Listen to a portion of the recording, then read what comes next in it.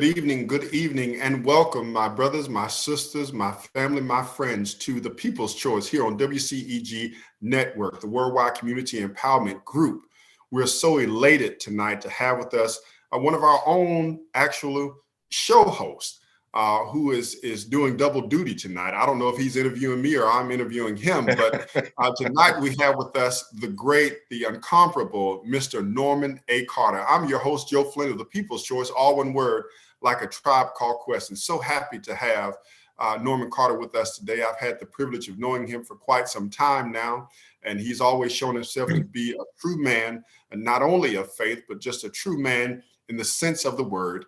Not only that, but serving his community on several levels and several bases, but specifically tonight, going to a new level and a new base, that of city councilman for the city of Snellville. Ladies and gentlemen, let's welcome to the People's Choice, Mr. Norman Carter. Thank you so much for being here with us.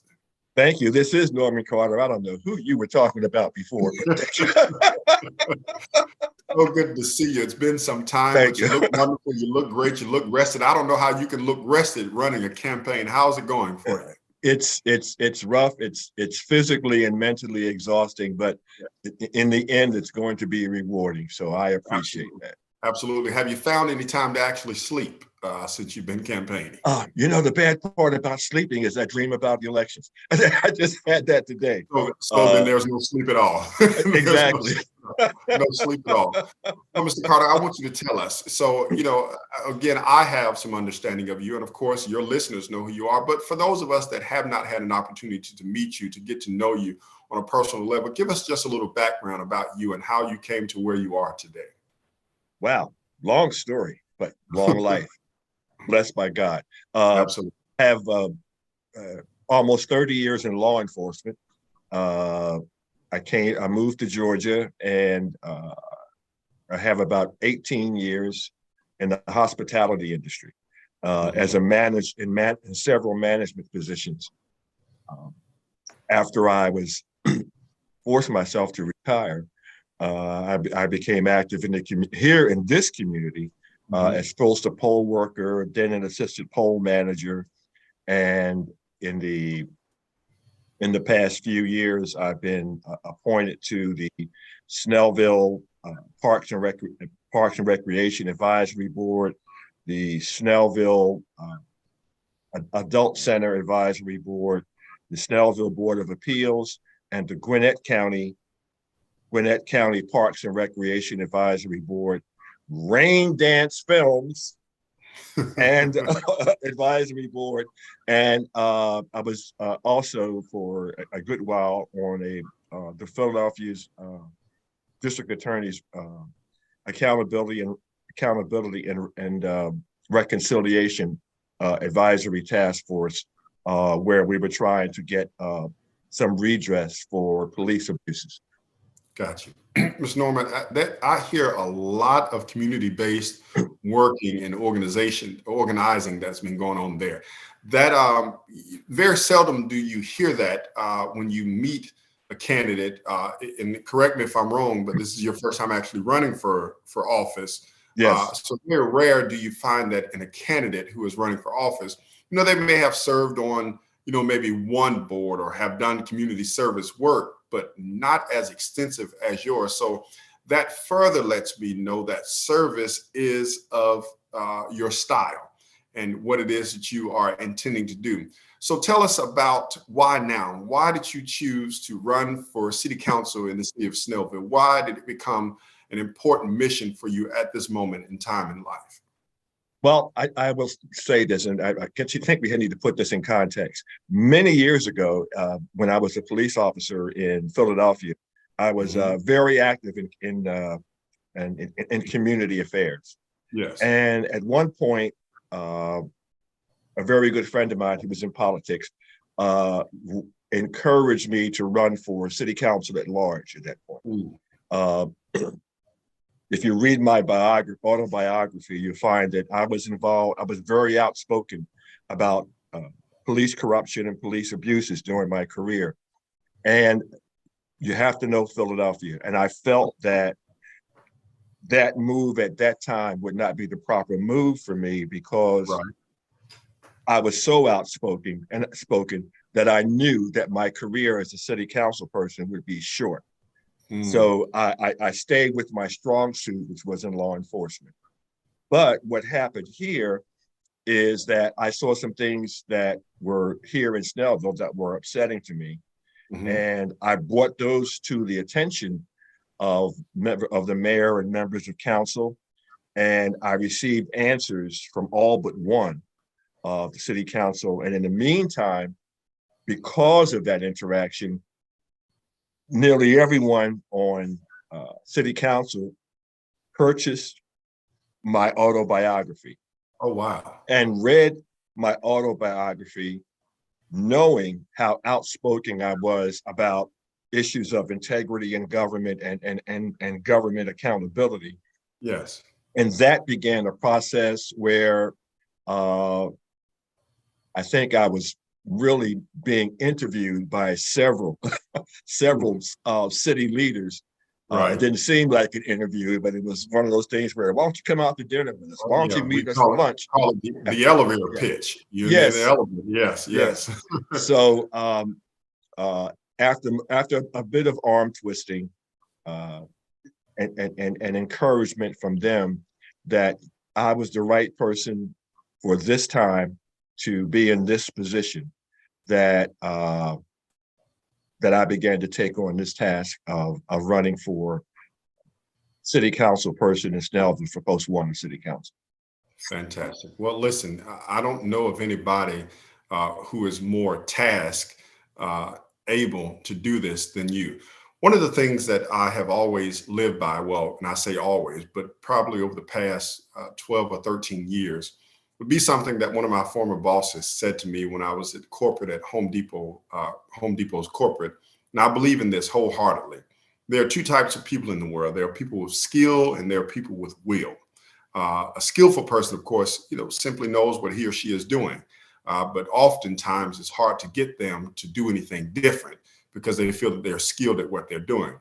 But a willful person is willing to step out and do whatever it takes to make sure what needs to be done is done. And Mr. Carter, I know that to be you, especially with your background and all the service that you have already committed to in the city of Snellville. So there's no question that you're still willing, as you are running for office, to do those things. So tell me, what will be some of the focuses that you see are needed in the city of Snellville at this moment? Well, I think that there is a large segment of this community that feels that no one is listening to them. And I've already begun reaching out to those people, letting them know that I will be the one who I'm not only courting their votes, but I'm asking them to hold me accountable. So that's number one. And, everybody has needs. Some people here don't realize the services that this little town of Snellville provides for people. Yes. And that's also part of my job. In fact, I sent out a correspondence to people, giving them a hint about some of those things. I need to make sure that their tax dollars are properly and efficiently spent. Right now, we are a fiscally sound city, and I want to keep that going. I've already spoken to the police chief about his concerns for the community and the challenges for the community. And I was even able to sit down with him and make some recommendations that he had not thought about, that he is taking under serious advisement. And even they even include reaching out rather than trying to solve certain issues as just the city of Snellville, that some solutions are better realized when we incorporate, stakeholders in the region from different little cities and around this area, because that's fiscally expedient. So he's taken some of those under consideration. We have a growing business community, and that's important because as viable businesses come into the city, that helps to keep the real estate taxes low. And so far, for the past 4 years, our millage rate has not increased. And that's specifically due to new businesses coming into the community. But we need to manage that. We don't want to overdo it and be overrun. So there's a balancing act. But I think that I will be good at that. And that involves a lot of that involves is communication. Not only communicating with the business community, but making sure that the public is aware of what's going on and why certain businesses are coming, and why at some point that some business we may say, well, you know what, that might not be a good fit for our community. Right. Yes. So youth and adult and youth and adult and senior programs are another important. I've been involved with the Snellville Adult Center for now, almost 4 years. Yes. And there are just needs that need to be met with that segment of our population. But our youth need some place to go and things to do and programs established for them. And I've been involved in that with my relationship with the Snellville Parks and Recreation Board. And tell me, go ahead, please. No, go ahead. No, go ahead. Tell me, where do you see, help me to understand the term limits in Snellville it's a 4-year term, is that correct? Correct. And of that 4-year term, how many times can a candidate actually run or a person serve? 3 consecutive terms. Got you, 3 consecutive terms. So that would be a total of 12 years that they can serve in that position. Do you feel that term limits are necessary in such a role? I think it's healthy. Yes. I think that I think it's important. I go back to, I hate to be ecclesiastical here, but I can go back to Jesus. It was important for him as a leader to train other people to be able to do the very things that he did, because we are all mortal beings. Correct. None of us are going to be here. And part of being, because I've been in management for years, and one of the important parts of leadership is being able to train other people to move up and move into that position, because as time goes on, we need fresh ideas. We need new ideas, and we need people who are trained in presenting those ideas and carrying them through to fruition. So yes, I think that makes term limits. I think a 12-year, 3-term limit is a very good limit. I think that's very good for all communities. I like that, in that they have put those measures in place, mainly because what happens after a while is that people get elected upon name recognition and not always because of their record. Because quite often, if we're very honest, most people don't go back and check the records of the people who they have elected unless there's something that comes up about them and some type of scandal or something like that. That's when we go start fact checking. But if they've been in office for a while, we're like, oh, it's Flint, he's good. It's Carter, he's good. We're going to keep electing him because he's been there for a while. Tell me, when I go through Snellville, which I actually like Snellville, but it's definitely far off the beaten path. There's no interstate that coincides with Snellville. So you have state routes, of course, but no interstate, which is that's difficult for me because I'm always moved. 124 and 78, I think, is what I'm thinking about. That is such a congested area in Snellville. And all of the updating that they did as far as the traffic digest or traffic data, however you call the name of it, but yet and still, and I could be wrong, I don't live there, but I've been through it enough. It seems to be that there is still some difficulty with movement through there. Are there any current talks with the city council, or do you yourself see any talks and improvements upon that area there? Well, I was privy to a conversation with several council people about that very issue. And one of the things is that yes, they made alterations to the intersection, but Lawrenceville, the county, controls the traffic signals. And right there where some of the biggest problems are encountered is people going east on 78 and making that left turn, which is and rush. It's always backed up, and it's backed up because the people who control the lights, even though they have, I heard they had video surveillance of that intersection, they just aren't paying attention. So that's one of the things that that I will be quite vocal about, because not only does it slow down traffic, but that type of thing can become a safety issue. Especially when you think about 124, and I'm thinking that as 124, the lights, you know, and I know that everything can be synchronized, but I mean that up until you pass maybe the Navy Federal Bank, I mean, before you get that far, I mean, it's gridlock for a long time until you get into downtown. I think it would be downtown Lawrenceville going that way. Absolutely. Get that way. I mean, it is. It's rough. It is. And that is a big concern of the public. There is a study underway by the state to expand the traffic lanes and to access to taking portions of the sidewalk away to help accommodate that. That is already in the planning stage.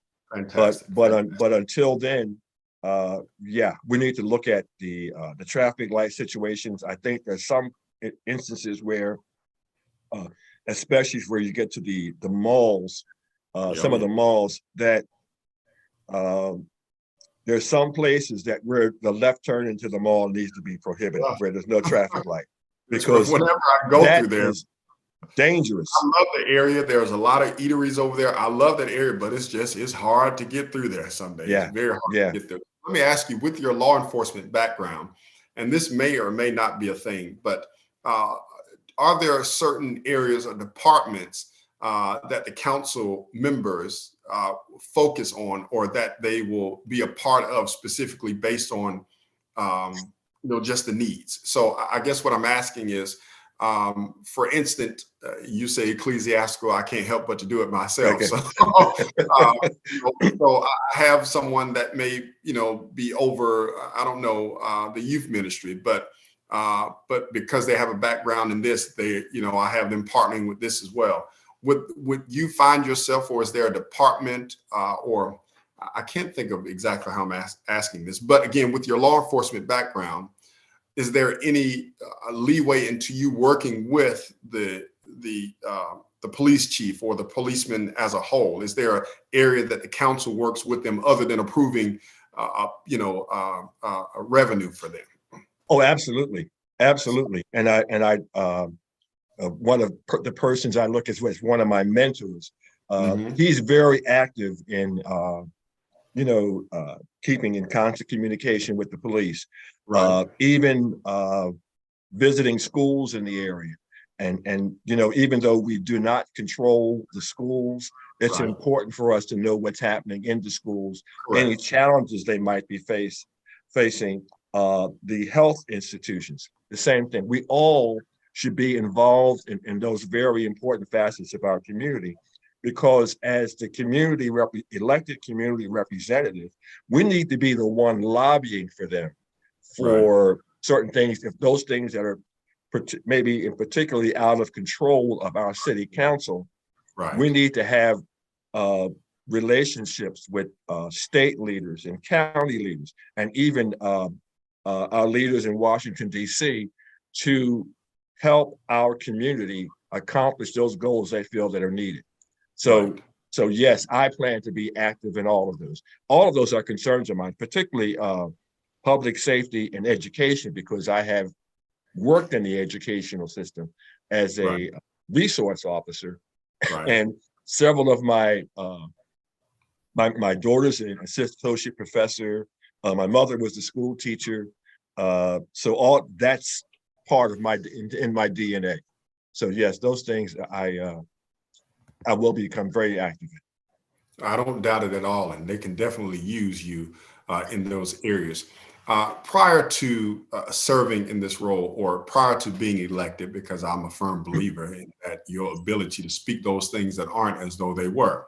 So there's no question that I'll have a connection when I come flying through Snellville. I'll call, I'll call for him.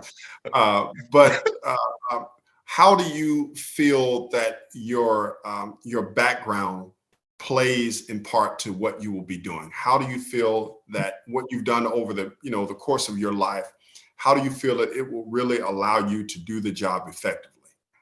Well, I think the one comment that I keep hearing from the people who have endorsed me, those persons who have read my autobiography, is my affinity for integrity.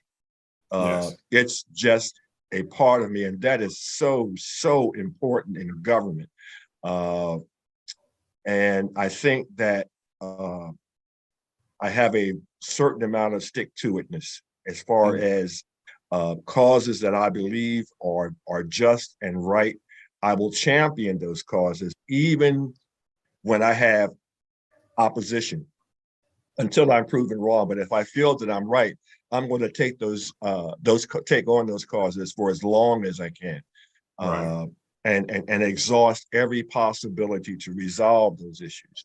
And I think that, and I know that those are the things that the people who are supporting me have looked at in me. And Right. there's nothing that has been more rewarding to me than to go. This has happened, knocked on people's doors, or people will come up to me and say, I read your book, I'm supporting you. And Right. to me, I think that's just that's an advantage for me. That's not why I wrote my book. I wrote Right. my book to help people, and also to Correct. help citizens and help people in law enforcement.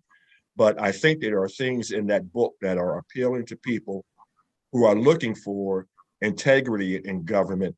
And I think that's a big challenge now, especially with the political atmosphere that we see in existence today.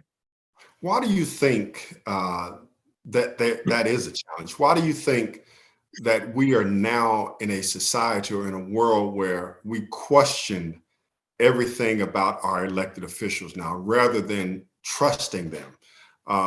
And I say this in the contents of, and I think you and I probably discussed this before in one of our previous interviews or whatever. But we know that when our nation was founded and the government was founded, that you, I, and maybe Penny or whomever all lived in the same community. And when we decided to send somebody to Philadelphia to represent us, we sent somebody who was just a better speaker than us and understood the issues at hand. And we knew that he or she, well, of course, at the time, he would be able to just convey exactly what we needed and represent us in such a way. How do you think that we got to this place where we're no longer electing individuals who truly represent us, but corporations are electing people who represent their interests? How do you think we got to this place? And the part B to that question is, can we ensure that Norman A. Carter will not be one of those business elected individuals, but more so a people-centered servant? Well, one of the things that I enjoy about running, and that really was part of my decision making to join in this political race, this elective race, was because this is a nonpartisan election. That's Right. number one. Right. Number two, and really getting into your question, is I think that we as a society, and that's the American society, have become jaded to the point that we look at political party before we look at character and person. So we've been allowed, and I'm talking about both political parties, Right. people who have nothing going for themselves except for, well, I'm a Democrat or I'm a Republican. It's all we And hear. so when you do that, and I've said this many times on social media and on my program, is that when you do that, that's part of lazy thinking. And lazy thinking gets you what we have now. And it gets you what we have in our Congress right now. Because what you don't, you have a serious integrity issue. You have a serious issue where people are focusing on their own or their business agenda and not on the people. Classic example, and I know this will get me into trouble, but I'm going to go there, is that as long as it's good trouble, we're good. Yeah, We're good. 80%, that's not an exaggeration, 80% of the citizens of this state, of this country, want sensible gun control. Sensible gun control. But our Congress is bought and paid for by the National Rifle Association. So consequently, and facts are facts, people are dying here in this country unnecessarily because this country is stuck on not being able to resolve what should be a very simple issue. We're not, and nobody's asking to take all guns away from all people. Correct. But there needs to be some controls as to who can buy guns, what type of guns are available to the public. And if you can't see that, there's something, and I hate to say this, mentally wrong with you. But the fact that corporate America has bought the souls of these people, that and that's why you have that gridlock. And there are other examples where corporations have, I mean, look how many years we fought, this country fought to get sensible legislation about cigarettes. That even when I was a little kid, I remember hearing that cigarettes were bad for your health. But, you know, you have people today who are victims of that. How many people have died? How many people have died unnecessarily because they believed what the tobacco company said? Oh yeah, and the commercials were so convincing. I mean, if I smoked cigarettes, I was going to have the prettiest woman ever. So I mean, exactly. Or I'm going to ride on a horse with my cowboy hat. I'm good to go. The same thing happened with the COVID-19. How many people died unnecessarily because of nonsense said and promoted by not just government leaders, but people in the entertainment industry who were supposed to be responsible, but had no medical background. And all of these people with no medical background were going against the man who had the medical background, who had helped to resolve the issue such as AIDS. He was looked upon as a pariah because he was going against their grain. Yes, we have to be careful about we need to get out of looking at party first, and we need to look at personal agenda. We need to look at character. And yes, people need to be responsive to your needs. But when you look at political party agendas, and I hate to be running off or on this, but political parties' agendas have changed over the years. It irritates me when people say, you know, there's nobody for me but a Democrat. But when you're up to 1960, the Democratic Party was the party that was supporting segregation. They were the party that was endorsing slavery, and all of a sudden, gradually, there was a change, and now it's almost flip-flopped. But we need to get out of this party nonsense and start looking at people. And there are a lot of moderate Republicans. I'm going to put his name out there. You talk to a person like Robert Lee, who was on my program, who represents, I think, the thinking of the greater majority of Republicans. Right, right. But people such as he get no attention. Yeah, they're drowned out by the agenda. Yes. They're drowned out by the agenda. You know, you hit something which, you know, I find myself explaining all the time about the fact that the Democratic Party didn't become what we know it is today until the early 1960s.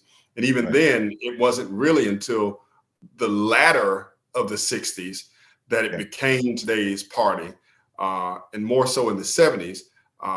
And there are individuals who, especially those of African Americans, who still didn't quite jump over to the Democratic Party. I always give the example of Daddy King, who stayed a Republican until he died in 1984. He never switched parties. But I agree with you wholeheartedly how much that party agendas take away from the truth of what government should be doing for our people. And the unfortunate truth is, and you mentioned this as well, and I will go back to myself. One of the reasons why I know for a fact I bowed out from ever just really running for office, although I love politics. I started, I was going to run for office back in 2010 for state rep, but I ended up bowing out. And one of the reasons is because of party agendas. Unfortunately, for a city, you are a nonpartisan individual. We know that there are some partisan issues that transpire out of city government, but as a whole, it is a nonpartisan seat, the city council as well as the mayor. But on a state and a national level, I've always said that I might get elected, but then I might not get reelected because one, I am too vocal, and the other part is that I don't go along with the get along. And that's a difficult place to be when you're running for a partisan seat. So how do you feel, Norman, that even being in a nonpartisan position, how much do you feel that those issues will play into you being able to govern as a city council member? Because if we're truthful, they still play a part. Now, the seat is nonpartisan, but we know that some of the individuals, and I don't know who they are, but some are everyday 100% Republicans. Some are everyday 100% Democrats, and they vote based on those situations and not always on the best interests of the city. I think that, and I as much as possible, I try to get away from like party agendas, but I think that when you have ideas that you think would work for the community or stands that you think would work well with that community, part of what you need to do is to come at people with facts to support your position. And then what the other part about that is, and this is going back to the way governments run, is that you try to get buy-in. This is part of even management, is you try to get buy-in among your peers. And that's important. And sometimes that means, okay, well, I really want 100% of this, but if you can go 70% of the way with me, then I'm going to remember that. And when you have an issue, maybe I'll go 70% with you. And this is how this is how America is supposed to run. We're not supposed to be, as I say, SOS, stuck on stupid, and say, well, our party agenda is thus and such. Well, that may work sometimes on a national issue. It may not work at all on a local issue. The same is reversed. So you need to tailor your thinking and what you champion based on the people that you represent. And you have to be true to that. You have to be true to your people first and not to a party. And people have to learn that. And I've always lived my life that way. I've never been one to run behind someone just because they're a Democrat or just Right. because they're a Republican. They're always, you have to look at the issues that affect you directly and that affect the people around you. And sometimes they go against a particular party agenda, and maybe at times, and you have Republicans, Democrats, Libertarians, and other parties, but maybe this particular party this election year has more for me than maybe this other party had when I voted for them in the past. Or Right. certain individuals in this party, I like what they're saying, but I also like what things said by persons in this other party.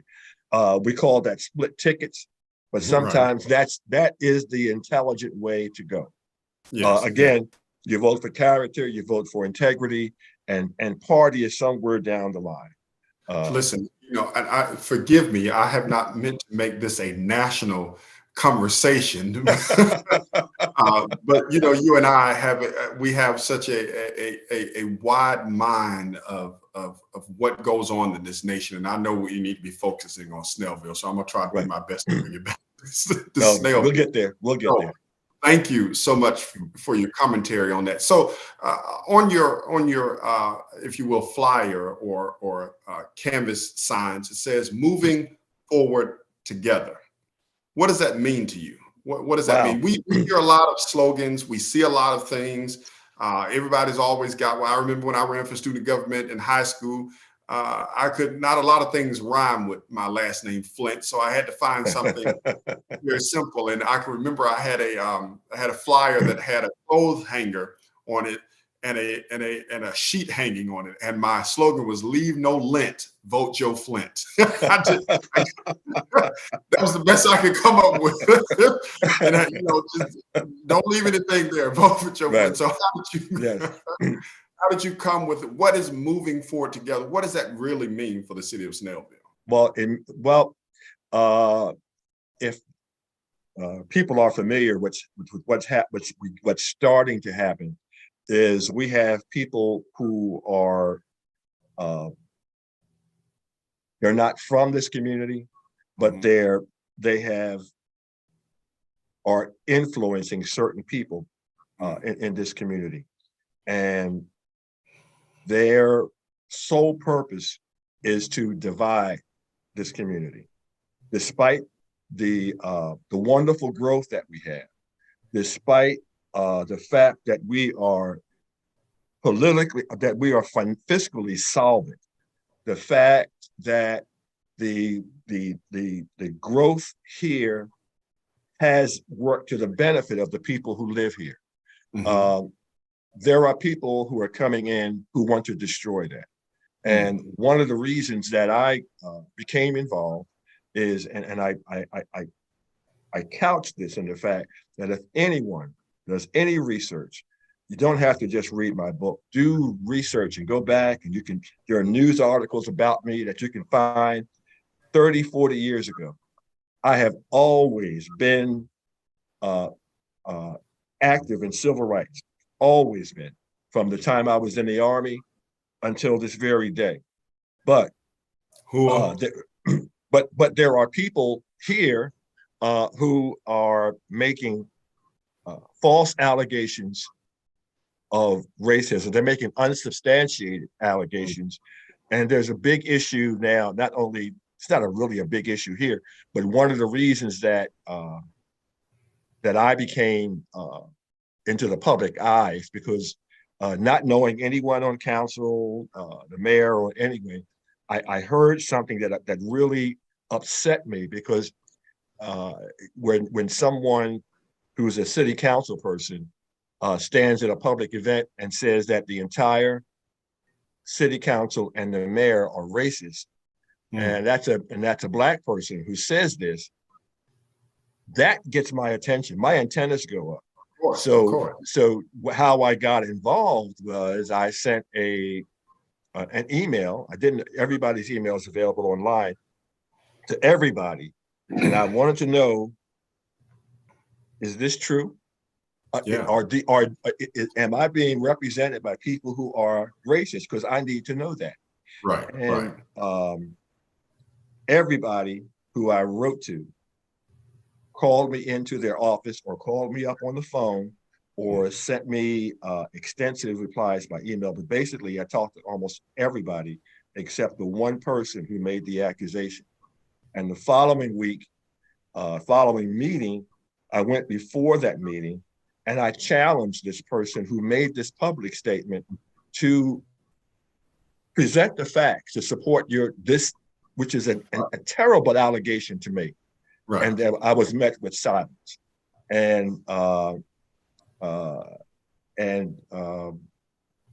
that became a problem for me. And that has persisted up until this very day, where we have people who are coming in from Atlanta and Lawrenceville who are coming into our meetings and promoting this idea that Snellville is a divisive, racist community. And such is not the case. I don't know whether you've seen a lot of my posts about events held here in Snellville. Right. I purposely put those on social media to show that this is a diverse community, respectful of its multicultural population. Okay. We have farmers markets that have representatives from every continent except Antarctica. Okay. You can't get any more diverse than that. But there's other issues too, as far as businesses coming into the city, affordable housing. I put that in quotes, and so moving forward together, comes from embracing every culture, every economic level, every persons of national origin to come together and join together and move this city, keep it moving in a forward, fiscally sound way that is beneficial for the entire community. And we need to be critical thinkers when it comes to outside influences that are coming in and attempting to divide what has become a very resourceful and viable community of Snellville. So before I could even get it out, our producer asked the question, and I was already thinking this in my head, and you kind of brought it to a head. How diverse is Snellville? With such an allegation as that. Again, I've driven through many times. I've spent many a days eating in the areas and so on and so forth. And I work at the airport as well. One thing that I was saying the other day when I was up on the terminal is that I said, if you ever want to see diversity, just walk through Atlanta Airport. I mean, you see people from I literally said this to myself. I said, this is probably the most diverse place in the world. Yes. The Atlanta Airport. And as I was just walking, I noticed that day. But in Snellville, I don't know that I see more of any race than the other. I don't know that, but I could be wrong. I don't live there. So how diverse is the community? Snellville is, according to the last census, is 41% white, 39% people who describe themselves as African American. We have about an 8% Hispanic population, and the remaining percent is Native American, Asian American. When I was growing up, Snellville was the country.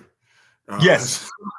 So yes. In my mind, I never thought about, and I don't think I paid as much attention to race as a child as I do now as an adult. And of course, most children don't, because that's not, unless somebody feeds it to them. We know that hatred is taught and is not born. But all I ever thought about Snellville was just the country. I had an aunt that lived out there some years ago, and I was like, I'm not going all the way over there because she lives too far. I lived in the city. Of course, now I go that way quite a bit. So for such an allegation, were they, I guess the question is, were they targeting any specific issue, or were they just saying based on the makeup of the council, or where was it coming from? Well, I think some of it may be due to the makeup of the council. Yeah. I think the first Black council person came to the city around, and gosh, I just heard this speech, was around 1989, 1990, somewhere around there. Right.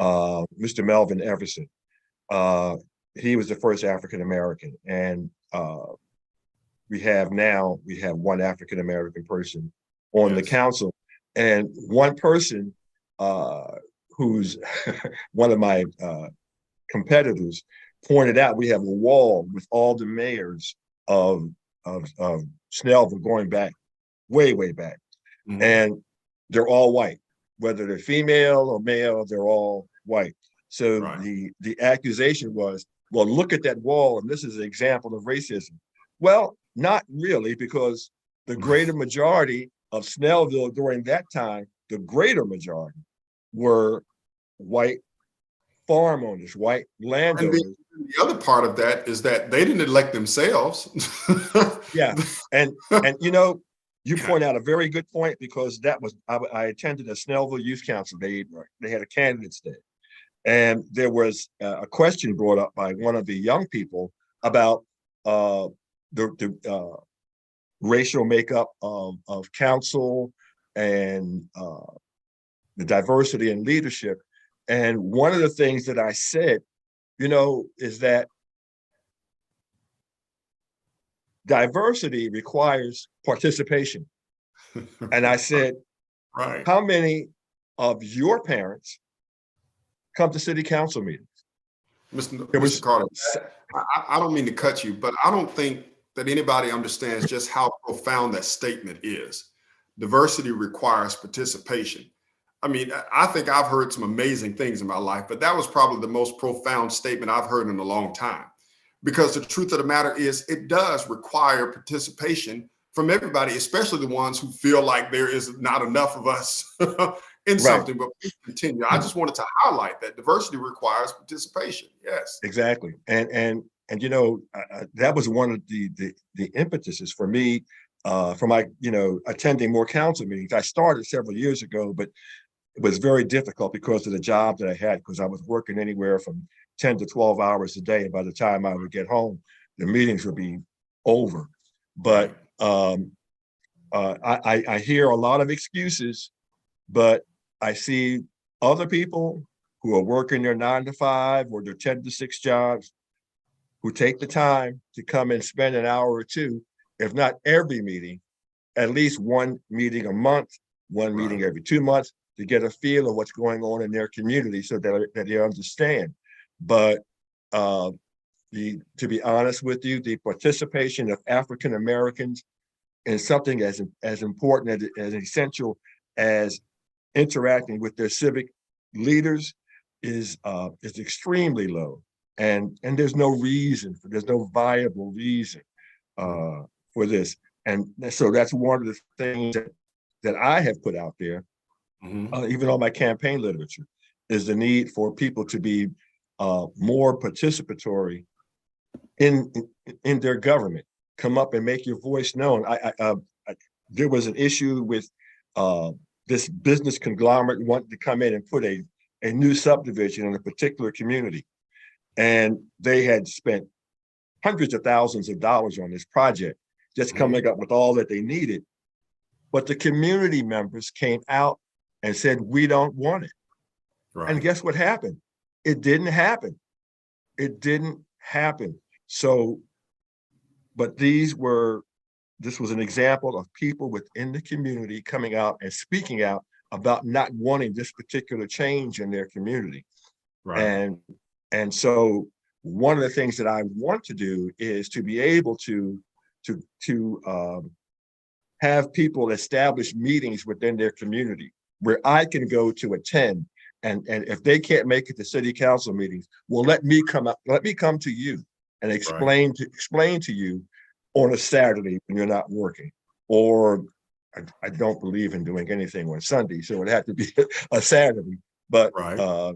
Sundays for church. But on a Saturday or some other time where I can come and sit with you and get your views and find out what you want. But if you choose not to do that,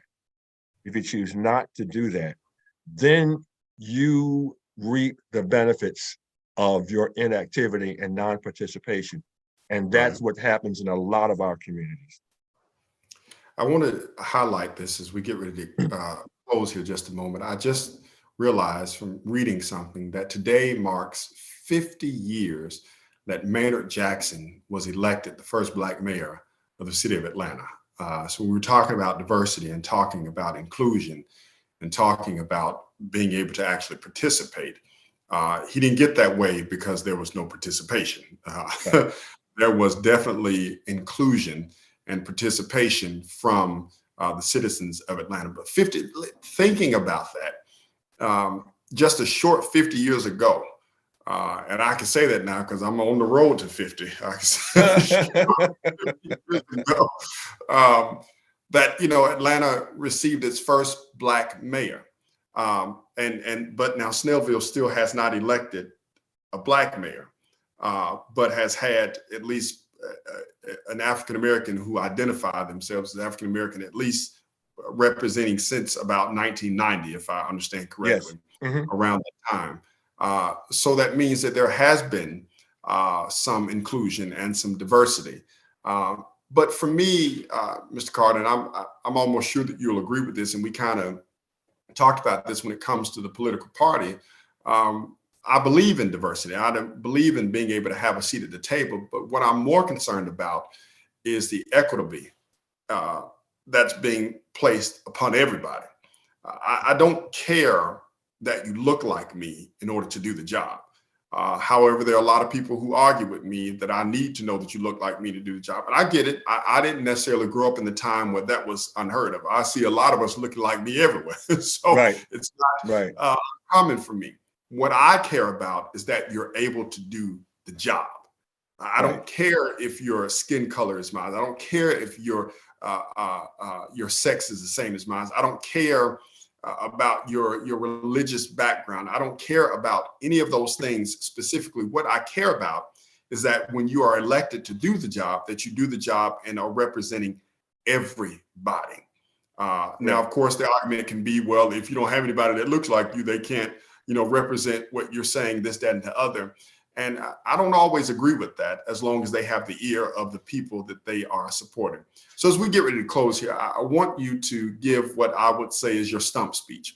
Tell us why Norman A. Carter. Tell us why Norman A. Carter is able to move the city of Snellville forward together with inclusion. Well, I think number one, and I've said this on my at several meetings, that I'm a critical thinker. I don't get wrapped up in rhetoric.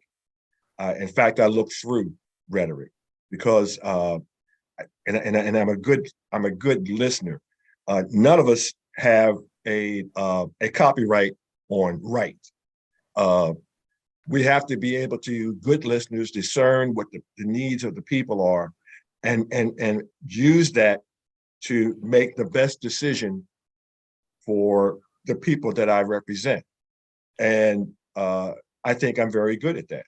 I also think that based on my leadership ability, that I am able to look at not only what's happening before me, but look at the bigger picture and see how decisions I make today will impact things in the future. And that's another, that's what we call in religion a gift of discernment. I think that that's essential. And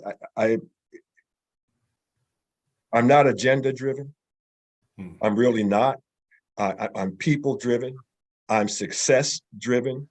I have a deep faith in God, and that being said, I go to in saying that I go to Galatians 6:7, where it says God is not mocked. So you can't claim to be to be led by God and the Holy Spirit, and then come out and sell the public a bunch of lies. And, Right. and that is not part of who I am, because the other part of Galatians 6:7 says, "You'll reap what you sow." Right. So Right. I don't want to sow that, because I don't want to reap that. So that is all a part of who I am. I think I know that I'm a very sincere person. And I think that that's something that the public needs to look at, because sometimes the truth may hurt, but it's something that the people need to hear. Right. And Right.